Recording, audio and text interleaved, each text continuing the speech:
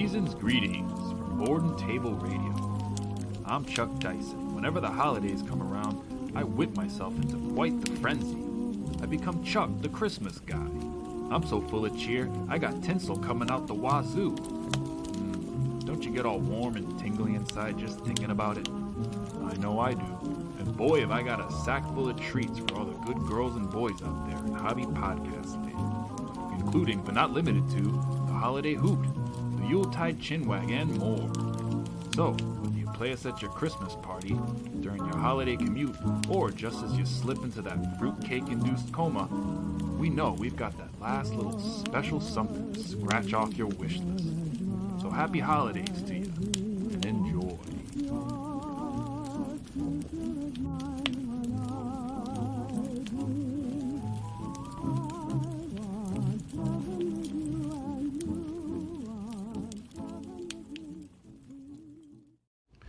Thanks, Chuck. And now this.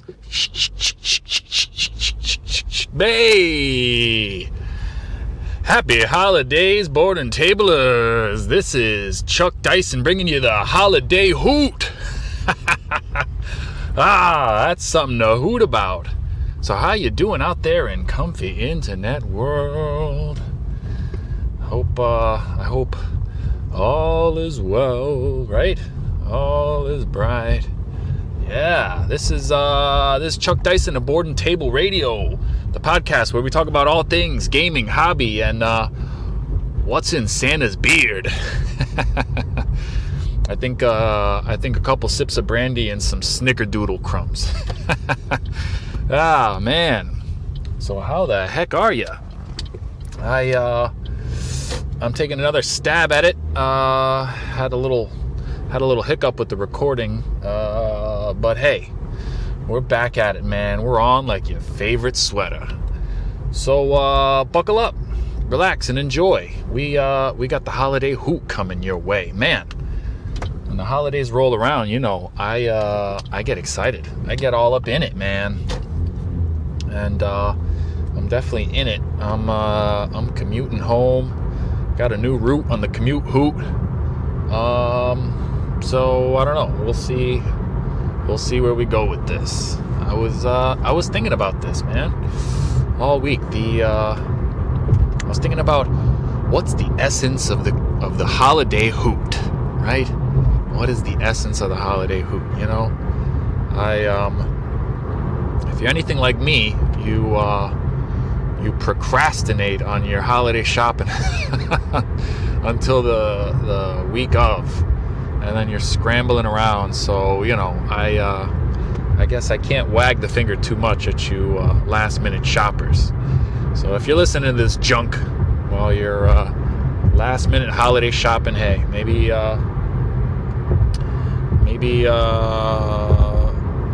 it'll bring you a little good luck, right? Maybe you'll find that Tickle Me Elmo your little one deserves. Tickle Me Elmo, man, that's taking it back. God, I remember that year. I was back in like grade school. Anyway, actually, I heard the new toy du jour this year is another stuffed animal critter. Not a Tickle Me Elmo, but another plush. Like a little magical little cauldron guy. Anyway, what am I talking about? I'm talking about the essence of the Holiday Hoot, right? What is the meaning of it? Because, you know, the holidays, they got a way of working on us. They, you know, it all goes by in a blur. You go into a blackout with green and red, right? And then you wake up and there's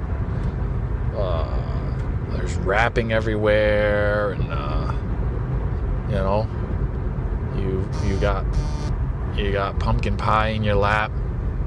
Unbutton the top button on your trousers. When you come to, you don't know what happened. But you know, while we're white knuckling it, yeah, the holidays are crazy. They got a way of making us crazy. But I was in that fervor the other day. I'm in the hobby shop. I'm in the model section one of the hobby shops I frequent, and man, these sales, these stores during this season, they really know how to get their claws in you, right? Pun not intended. They get the claws in you. I'm seeing signs, 40% off, 50% off. Sheesh. They're making it hard, And I look to my left, and there's this guy. He's got his hands full of model kits. I kid you not. And I was a little jealous, right?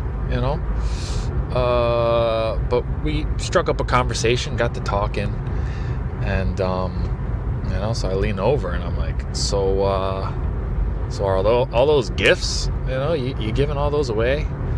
And he's just oh no. So he's definitely making, taking advantage of the sales. You got to do that, right? These holiday sales, good bargain shopping for us modelers. These kits these days ain't cheap, and I don't need to talk about the shipment embargoes. God, I just got a box of minis the other day that I ordered, like months ago. It's just been waiting out on a barge at sea. Freaking crazy.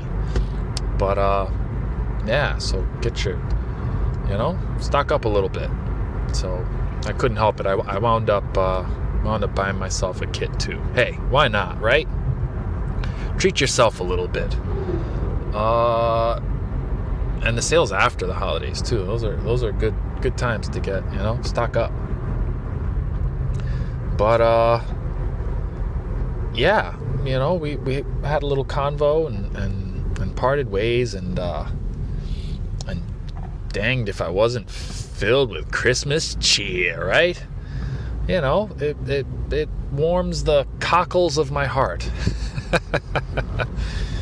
When we're all in that, all in the spirit. I guess this is kind of the way, this is the B&T way during the holiday season, right? During the Holiday Hoot. This is the way we give our gifts. I think a model kit is an ideal gift in many ways. It's kind of like the gift that keeps on giving, like you get the kit up front, right? And then, so you enjoy that, and then you get to build it later, man. That's like double payoff. You get triple, because then you finish building it and then you have it to keep. I don't know. Maybe that's just me. Maybe it's like giving somebody a chore. I don't know.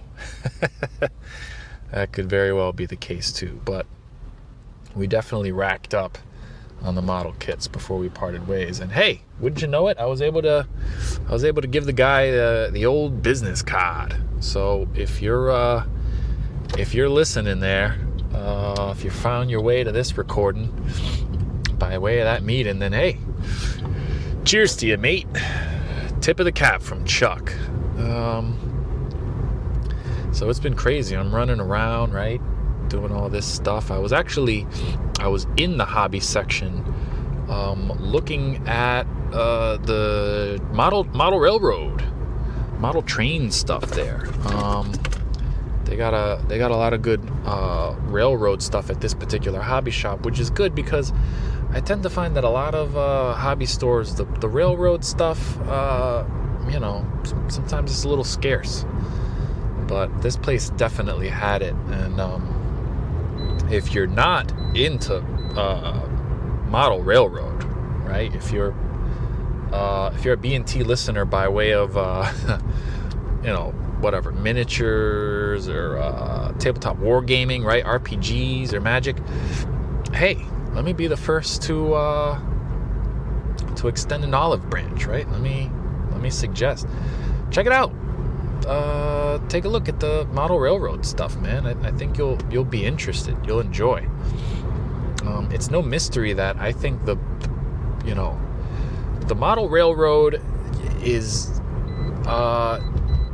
it's, pardon the pun, it's the foundation, right? It's the tracks, the bedrock of a lot of hobby stuff. if you do any sort of tabletop wargaming, or you make any sort of scenics, right? A lot of these companies, Woodland Scenics and all these guys, they the little blocks and rocks, and sticks, right? Miniature trees, all that stuff really originated in the model railroad, from that whole world. And it's a whole world, believe me. They got all the different scales, right? You got your Z scale, little itty bitty thing. I think that's 1/12/20th. You got your N scale. You got your HO scale. That's popular. 1/87th. And so when you take a scale, right, for modelers,